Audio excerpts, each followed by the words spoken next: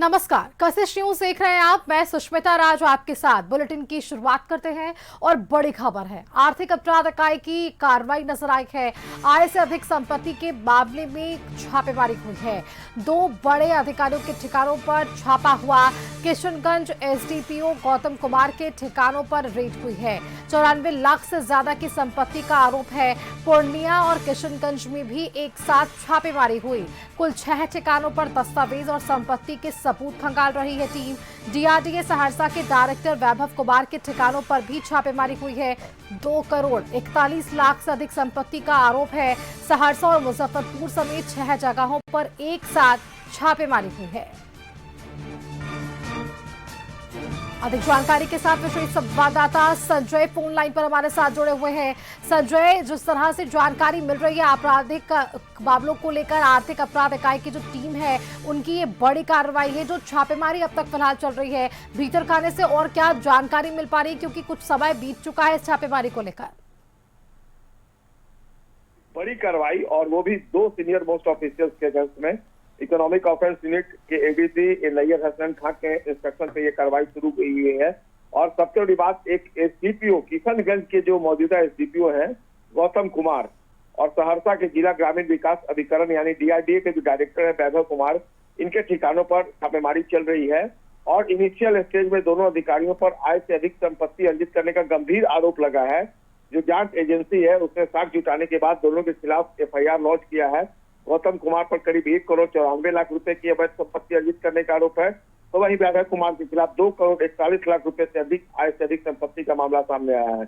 इन मामलों में कार्रवाई के लिए न्यायालय से रात में ही सर्च वारंट लिया गया था, जिसके बाद सुबह जो कार्रवाई है वो शुरू की गई है। ईओयू की टीम पटना, पूर्णिया, किशनगंज, सहरसा, मुजफ्फरपुर समेत कई शहरों में एक साथ कार्रवाई कर रही है। दोनों अधिकारी के खिलाफ आधा दर्जन से अधिक ठिकानों पर दबिश दी गई है। इन स्थानों में आवास है, कार्यालय है और अन्य संदिग्ध जो परिसर है उनको शामिल किया गया है। छापेमारी के दौरान टीम द्वारा महत्वपूर्ण जो दस्तावेज हैं, बैंक खातों का जो डिटेल्स है, जमीन जायदाद के जो कागजात हैं, निवेश से जुड़े रिकॉर्ड और इलेक्ट्रॉनिक डिवाइस जो है वो खंगाले जा रहे हैं। जो सूत्र है उसके अनुसार जांच में कई संदिग्ध वित्तीय लेन देन के संकेत भी मिले हैं, जिसके आधार पर यह कार्रवाई की जा रही है। अधिकारियों की संपत्ति और आय के स्रोतों का मिलान किया जा रहा है, ताकि यह स्पष्ट किया जा सके कि अवैध संपत्ति किस प्रकार से अर्जित की गई है। इस कार्रवाई के बाद प्रशासनिक हलकों में हलचल तेज हो गई है और अन्य अधिकारियों पर भी निगरानी बढ़ाई गई है। संभावना जताई जा रही है कि जांच के दौरान कई और खुलासे हो सकते हैं और इस मामले में अन्य लोगों की संलिप्तता भी उजागर हो सकती है।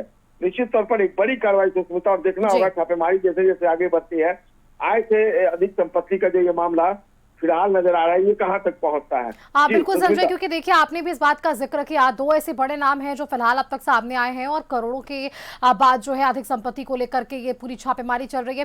क्या लगता है जिस तरह से आज ये छापेमारी शुरू हुई है, इस जांच की आंच और किन किन बड़े अधिकारियों तक पहुंच सकती है? क्योंकि ये जांच का सिलसिला अब शुरू हुआ है, कई तार क्या हम कह सकते हैं कि आपस में जुड़ेंगे और एक के बाद एक वो भी खुलासे हो पाएंगे?